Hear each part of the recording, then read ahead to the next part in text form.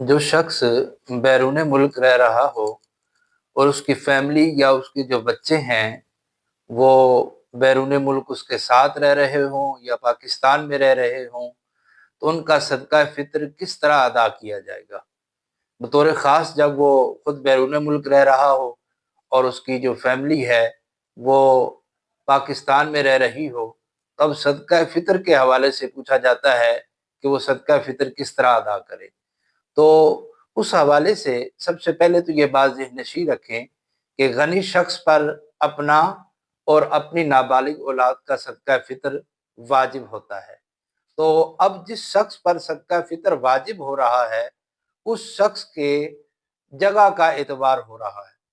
यानी उस शख्स की जगह का एतबार होगा कि वो किस कंट्री में रह रहा है।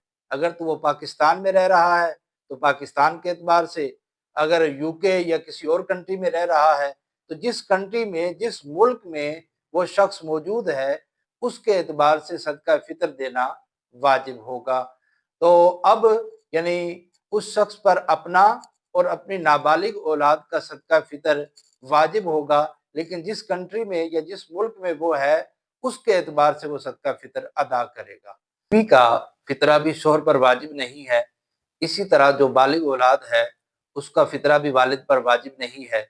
अगर सराहतन इजाज़त हो या दलालतन अंडरस्टूड है कि वो उनकी तरफ से सालहा साल से अदा करता आ रहा है, तो सदका फ़ितर वो अदा कर सकता है।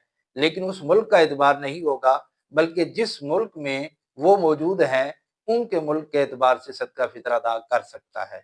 तो हासिल कलाम यही है कि गनी का अपना और अपनी नाबालिग औलाद का सदका फ़ितर वाजिब होगा और जिस मुल्क में वो मुकीम है, चाहे वो आर्ज़ी तौर पर उस मुल्क में रह रहा है, उस मुल्क के एतबार से वो सदका फ़ितर अदा करेगा।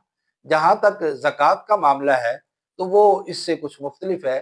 ज़कात में जिस मुल्क में माल मौजूद है, उसकी वैल्यू का, उसकी मार्केट वैल्यू का एतबार किया जाता है। तो वलिहाज़ा जिस शख्स पर सदका फ़ितर वाजिब है, वो अपना और अपनी नाबालिग औलाद का सदका फ़ितर जिस मुल्क में वो रह रहा है, उसके एतबार से अदा करे। और अगर बीवी का सदका फ़ितर या ज़कात उसकी तरफ से अदा करता है, तो या तो उसकी तरफ से सराहतन इजाज़त हो या दलालतन हो, अंडरस्टूड हो कि वो साल-हा साल से उसकी तरफ से अदा करता आ रहा है, तो फिर उसकी तरफ से अगर वो अदा करेगा, तो ज़कात और सदका फ़ितर जो है अदा हो जाएगा।